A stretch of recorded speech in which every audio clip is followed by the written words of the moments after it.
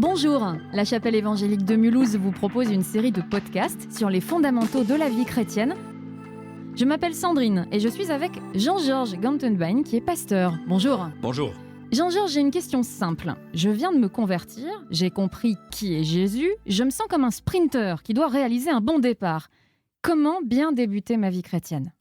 Le début de la vie chrétienne se compose de 3 éléments très importants qui sont la conversion, la réception du Saint-Esprit ou encore le baptême d'eau. Je te propose de commencer aujourd'hui en parlant de la conversion. Commençons par écouter un texte à ce sujet. Tu le trouves dans Jean, chapitre 3, les versets 1 à 8. Il y avait un homme qui s'appelait Nicodème, membre du parti des pharisiens, c'était un chef des Juifs. Il vint trouver Jésus de nuit et le salua en ces termes. « Maître, nous savons que c'est Dieu qui t'a envoyé pour nous enseigner, car personne ne saurait accomplir les signes miraculeux que tu fais si Dieu n'était pas avec lui. » Jésus lui répondit, « Vraiment, je te l'assure, à moins de renaître d'en haut, personne ne peut voir le royaume de Dieu. » « Comment un homme peut-il naître une fois vieux ?» s'exclama Nicodème. « Il ne peut tout de même pas retourner dans le ventre de sa mère pour renaître. »« Vraiment, je te l'assure, reprit Jésus, à moins de naître d'eau, c'est-à-dire d'esprit, personne ne peut entrer dans le royaume de Dieu. Ce qui naît d'une naissance naturelle, c'est la vie humaine naturelle. Ce qui naît de l'esprit est animé par l'esprit. Ne sois donc pas surpris si je t'ai dit, il vous faut renaître d'en haut. Le vent souffle où il veut, tu en entends le bruit, mais tu ne sais ni d'où il vient, ni où il va. Il en est ainsi pour quiconque est né de l'esprit. » C'est intense comme texte. J'ai pas tout compris. Quel est le rapport entre ce texte et le sujet du jour, la conversion ? Dans ce texte, il y a un synonyme important de la conversion qui est la nouvelle naissance. Pour Nicodème aussi, c'était un thème difficile à comprendre. La nouvelle naissance, c'est une image qui exprime le début d'une relation avec Dieu. Et du coup, à quoi ça sert de décrire le début d'une relation avec Dieu comme une nouvelle naissance ?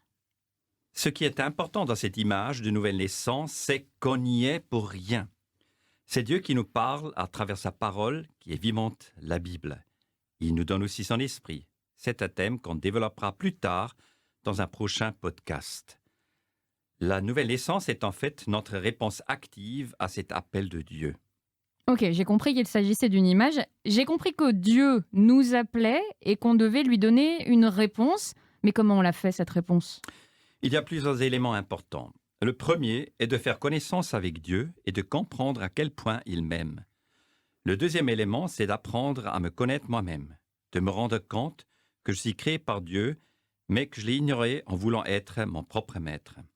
On arrive naturellement au troisième élément, qui est de reconnaître mes fautes devant lui et de reconnaître que j'avais besoin que Jésus meure et ressuscite pour moi pour être de nouveau en relation intime avec Dieu.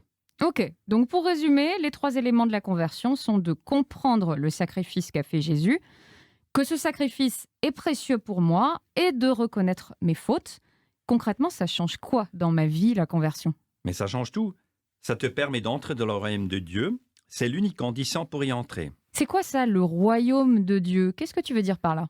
C'est un royaume en grande partie invisible. C'est là où Dieu règne, là où Jésus est connu et aimé. Par cette nouvelle naissance, j'entre dans une relation personnelle avec Dieu et à ce moment-là, je fais partie du royaume de Dieu. Grâce à la conversion, on a en fait tous accès à une éternité heureuse. C'est incroyable.